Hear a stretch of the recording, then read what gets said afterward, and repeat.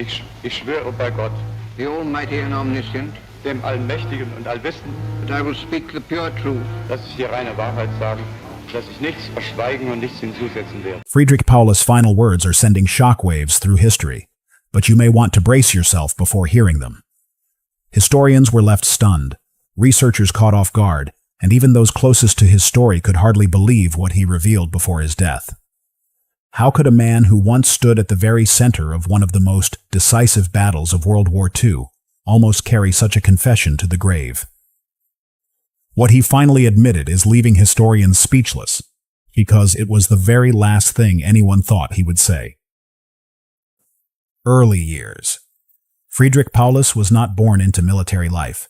He came into the world on September 23, 1890, in a small town called Breitenau, nestled in Hesse, Germany. His father was a schoolteacher, a man of order and modest means, while his mother came from simple farming roots. This background did not suggest the future of a man who would one day stand at the center of one of history's most devastating battles. His upbringing was ordinary, even quiet. But from the start, discipline and structure surrounded him. As a child, Friedrich was known to be reserved. Unlike many who sought adventure or glory, he had no early tales of rebellion or youthful daring. What set him apart was his eye for detail and a careful nature. He was methodical, almost to a fault, and more cautious than bold. Friends recalled him as polite, serious, and someone who followed rules closely. He did not strike people as a future leader of armies, and certainly not one who would eventually face Hitler himself. His early ambition was not even tied to the army. At first, Friedrich dreamed of serving in the Imperial German Navy. The image of ships, the open sea, and disciplined life on deck appealed to him. But the dream was never realized. He failed to secure a place in the Navy because of weak health and a lack of strong family influence. It was a setback, but one that quietly pushed him toward another path: the Army.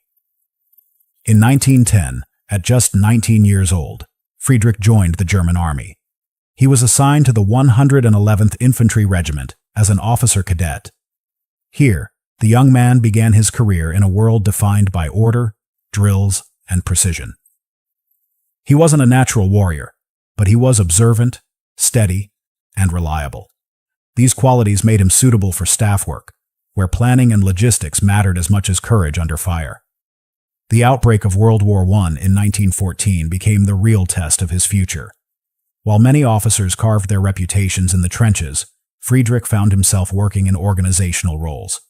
He managed operations, supplies, and staff duties rather than leading reckless charges. To some, this seemed unremarkable. Yet, it was here that he developed a reputation as someone who could keep order even in chaos. His superiors noted his accuracy and attention to small details, qualities that often meant the difference between disaster and survival. Outside of his military duties, Friedrich's personal life brought him into circles far beyond his own background. He married Elena Rosetti Solescu, a Romanian woman from a noble family. This union tied him to the aristocracy of another country, and it gave him a social presence he otherwise lacked. Elena was known for her grace and strength, and their marriage provided Friedrich with stability throughout his career. Despite the pressures of military life, their bond remained steady. After the First World War, Germany was left shattered. The Treaty of Versailles stripped the country of its strength, and the Reichswehr, the post-war army, was reduced to only 100,000 men. Many officers were dismissed, but Friedrich managed to stay. His steady reliability once again proved useful. In the uncertain years of the Weimar Republic, Friedrich quietly climbed the ranks. He was not a man of charisma, but in a world of political turbulence and shifting loyalties, his calm and disciplined nature worked in his favor. By the 1930s, as Adolf Hitler rose to power, Friedrich had positioned himself as a dependable officer. He avoided politics, focusing instead on his role as a planner and organizer. Unlike more flamboyant generals, he did not chase personal glory. Instead, he became known as the man who could map out movements, calculate supplies, and anticipate the needs of an army. These traits would make him invaluable later, but they also revealed his limits. And that, perhaps, was the most defining trait of all. From his quiet upbringing to his steady rise in the army, Friedrich Paulus appeared to be a man shaped by discipline and duty. He was careful, cautious, and obedient. But history was about to place him in a position where obedience would mean destruction. Entering military service. When Friedrich joined the German army in 1910, he stepped into an institution still shaped by tradition, discipline, and a strict hierarchy. The Imperial Army was proud, with roots stretching back through centuries of Prussian precision. For someone like Friedrich, who valued order above all else, it was a fitting environment. Yet even here, he was not the type to stand out in the parade ground or to inspire troops with fiery speeches. Instead, he earned quiet respect for being diligent and dependable, the sort of officer who followed procedures to the letter. By the time the First World War erupted, Friedrich had already gained experience as a junior officer. The war transformed Germany overnight, and the entire army was mobilized for a conflict unlike anything Europe had seen before. Many young officers craved the front lines, where they could prove themselves in combat. Friedrich, however, was placed in staff positions. His role was not to lead charges across no man's land, but to manage planning, supplies, and movement. To outsiders, it may have seemed less heroic, but in truth, wars depended as much on logistics as they did on courage. Friedrich's calmness under pressure and attention to detail soon stood out. He was not reckless, and his superiors noticed that he could organize complex operations with precision. While he never became a celebrated battlefield commander during the war, he was considered reliable, a man who could be trusted with responsibility when chaos reigned. Some fellow officers described him as reserved to the point of stiffness, yet in an army where many officers sought personal glory. His steadiness gave him a unique place. When the First World War ended in 1918, Germany was left humiliated. The Versailles Treaty slashed the size of its army, stripped away territories, and imposed crushing reparations. Through the 1920s, Friedrich served quietly in various staff roles. These years were not marked by dramatic battles or rapid promotions. Instead, they were a period of slow, steady advancement. He attended military schools, studied organization, and refined his skills in strategy and logistics. To many, he seemed destined to remain a middle-ranking officer, a man whose career would be respectable but unremarkable.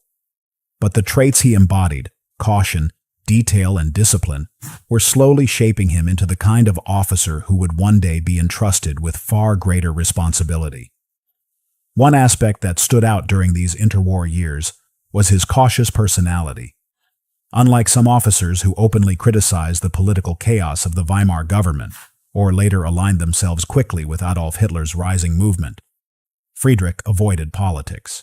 He was a soldier, nothing more. He stuck to his duties and left the speeches and ideologies to others. In hindsight, this neutrality protected him. He was neither too tied to the old Imperial Guard, nor too closely associated with the radical right.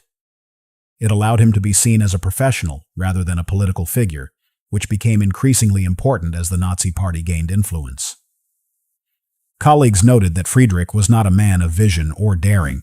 He lacked the charisma of men like Erwin Rommel or Heinz Guderian. What he had, however, was an unshakable sense of duty.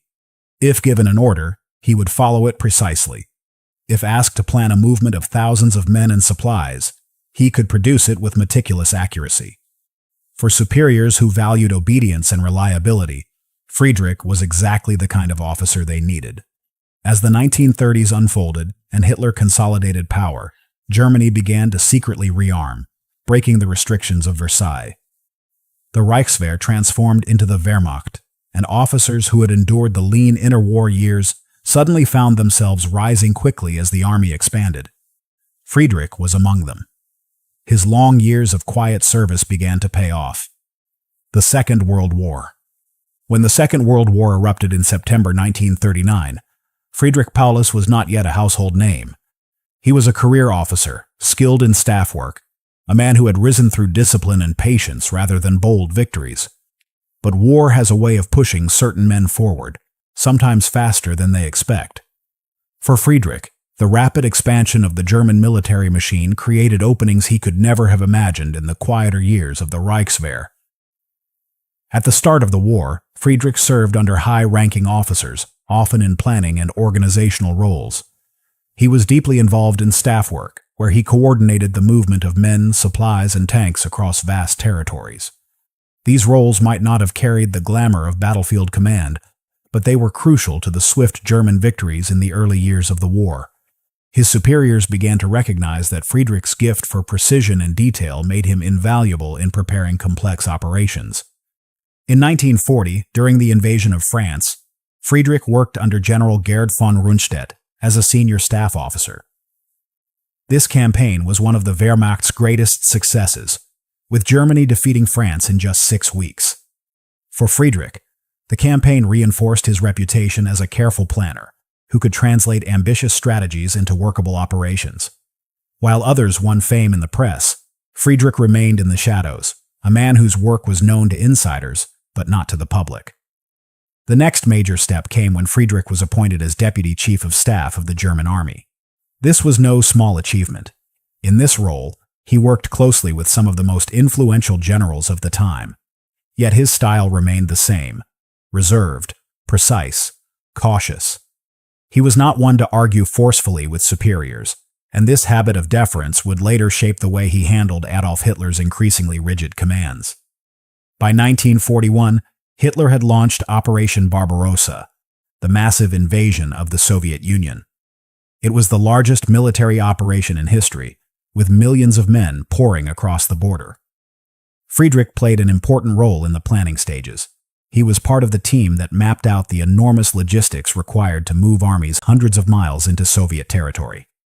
Though initially successful, Barbarossa soon revealed the difficulties of fighting in such vast spaces. Supply lines stretched thin, and the quick victory Hitler had promised never came. It was during this time that Friedrich began to emerge from the background. His steady service and ability to manage complex details caught the attention of his superiors. In 1942, he was promoted to general and given a command of his own, the Sixth Army. This was no ordinary assignment. The Sixth Army was one of Germany's most powerful field units, equipped with tanks, artillery, and more than 250,000 men. For a man who had spent much of his career behind desks and maps, the leap to commanding such a force was staggering. Hitler valued officers who would follow orders without question, and Friedrich fit that mold perfectly.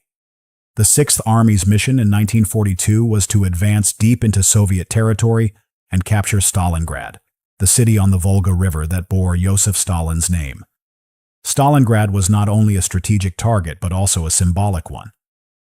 Hitler believed that taking the city would deal a crushing blow to Soviet morale. The task fell to Friedrich, who now carried the burden of commanding hundreds of thousands of men in one of the most ambitious offensives of the war. At first, the Sixth Army made rapid progress. German forces pushed through Soviet defenses, and by the summer of 1942, they were closing in on Stalingrad. But the deeper they went, the more stretched their supply lines became. Ammunition, food, and fuel were harder to deliver.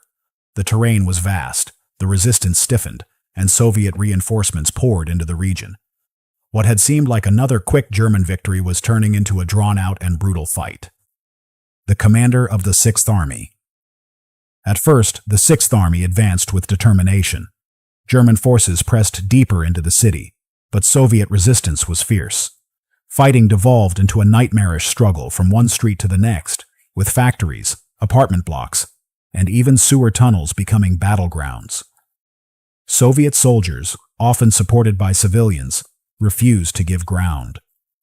They clung to the western bank of the Volga with such tenacity that German progress slowed to a crawl. All the while, Friedrich's men grew weary. The fighting had stretched on for months, and supply lines were collapsing under the weight of distance. Ammunition was scarce, rations were meager, and winter was closing in. The Romanian, Hungarian, and Italian units holding the German flanks were poorly equipped, vulnerable, and already demoralized. Any experienced strategist could see what was coming. The Soviet counteroffensive in November 1942 was decisive. Operation Uranus struck at the weak Axis allies on the flanks of the Sixth Army, breaking through with overwhelming force. Within days, the German forces in Stalingrad found themselves encircled. More than 250,000 men were trapped inside a tightening Soviet ring. In that moment, the German High Command faced a clear choice. The Sixth Army still had mobility, fuel, and the ability to move its wounded.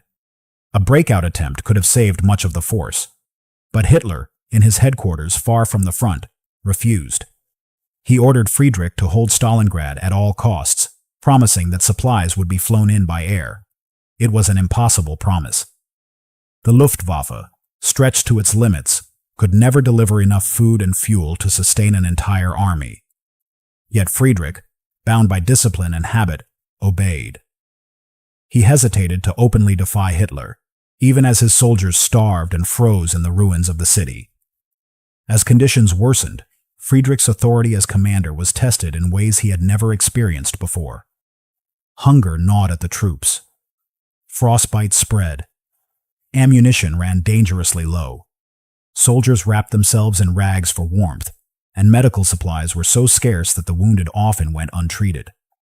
Still, Hitler insisted the Sixth Army remain in place. Many of Friedrich's subordinates urged him to disobey. Walter von Seydlitz, one of his generals, pressed him to order a breakout and save what remained of the army. Others pointed out that the airlift was failing, and that surrender would at least spare countless lives.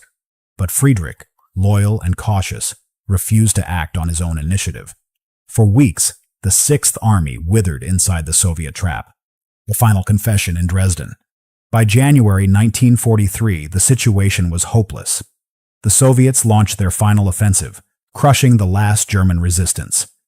Hitler promoted Friedrich to the rank of Field Marshal, a title no German officer had ever held before without victory. It was a cruel gesture. Hitler expected him to follow tradition. No German field marshal had ever been captured alive. The implication was clear. Friedrich was to take his own life rather than surrender. But Friedrich did not see it that way. When the Soviets advanced into his command post at Stalingrad on January 31, 1943, Friedrich surrendered. It was the first time a German field marshal had been taken alive. In captivity, Friedrich's stance changed. Along with officers like von Seydlitz, he joined the National Committee for a Free Germany, an anti-Nazi organization made up of German prisoners of war.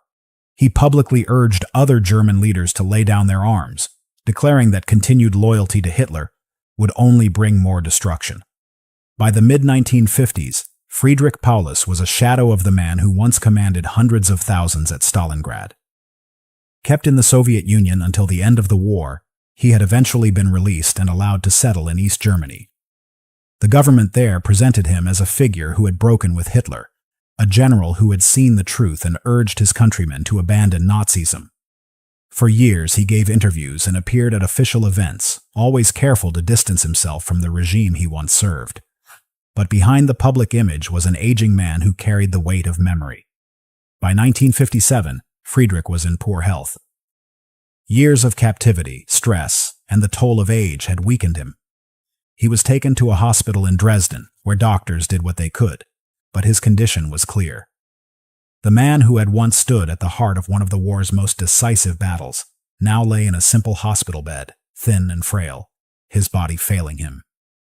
Dressed in a hospital gown, his features sharp from illness, he often wore an oxygen mask to help him breathe. It was in this quiet, clinical setting that Friedrich's final reflections came to light. Last words before he died shocked the world. This was Friedrich Paulus's final confession before death, and last words that shocked the world. I can't keep this hidden anymore.